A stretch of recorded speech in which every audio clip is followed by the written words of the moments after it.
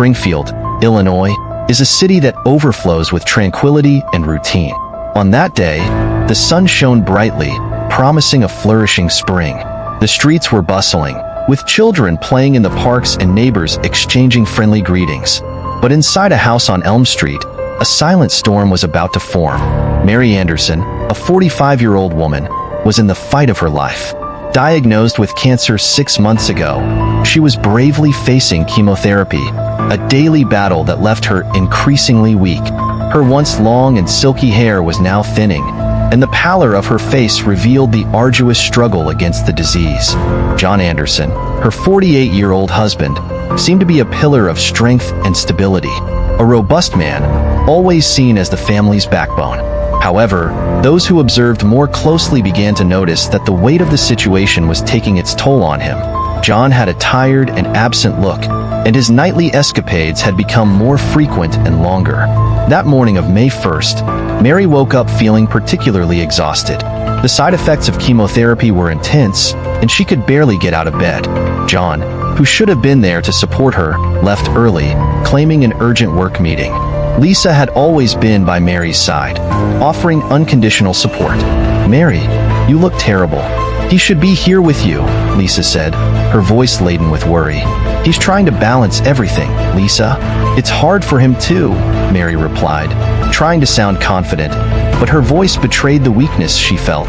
Lisa, however, was not convinced. She had noticed John's increasingly frequent absences and began to suspect that something more was going on. But out of love for her sister, she decided not to press the issue at that moment. The following days were marked by growing tension in the Anderson household. Mary continued her daily battle against cancer, supported by Lisa, while John became increasingly distant. His presence was a shadow of the man he used to be. He was physically present but emotionally absent, lost in his own thoughts and regrets.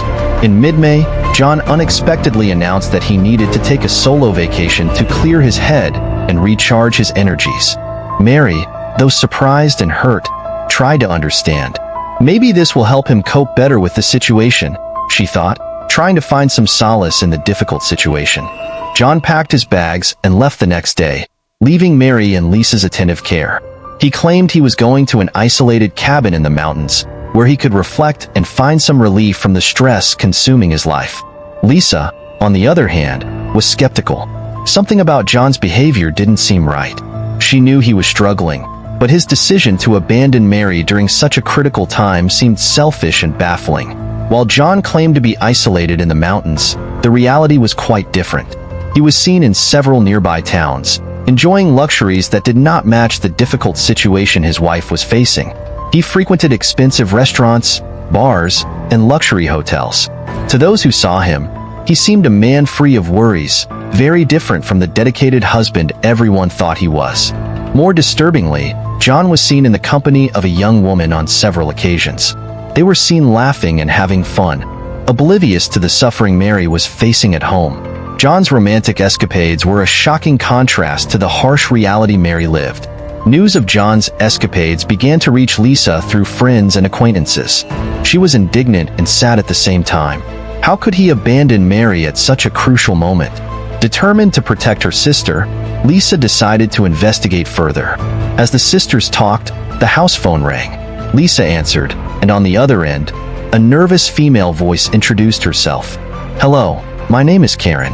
I think you need to know something about John." Lisa tensed, signaling to Mary to wait a moment. "Karen, what do you have to tell me about John?" Lisa asked, trying to stay calm. Karen took a deep breath before responding. "I work in the same office as John. I heard rumors that he was involved in something serious, but I wasn't sure until I found proof. I have evidence that he's involved in illegal activities." Lisa was stunned. "Illegal activities? What are you talking about?" Karen explained that during John's supposed vacation, he was not only cheating on Mary but also participating in shady businesses, possibly involving money laundering and corporate fraud. She had documents and recordings that could prove her claims. Lisa, shocked, arranged a meeting with Karen to get the evidence. She hung up the phone and looked at Mary, who was curious and worried. "Who was it, Lisa?" Mary asked.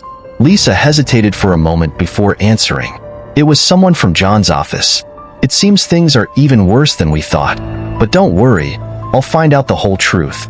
That afternoon, Lisa met Karen in a discreet cafe in downtown Springfield. Karen, a young and nervous woman, handed Lisa a folder full of documents and a flash drive with recordings of John's compromising conversations. "I knew something was wrong when I saw John frequenting suspicious places and making secret calls. When he went on vacation, I decided to investigate. He's not the man you think he is," Karen said, her voice trembling. Lisa thanked Karen for the courage to bring the information to light and promised to protect her identity. With the folder in hand, Lisa returned home, anxious and apprehensive about how to tell Mary everything.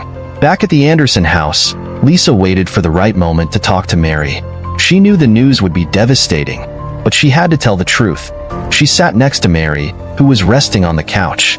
"Mary, I need to show you something," Lisa said, opening the folder and showing the documents. Mary looked at the evidence, incredulous. "It can't be. John wouldn't do this," Mary said, tears beginning to roll down her face. Lisa held her sister's hand, trying to offer comfort. "I know it's hard to believe, Mary, but these are the proofs.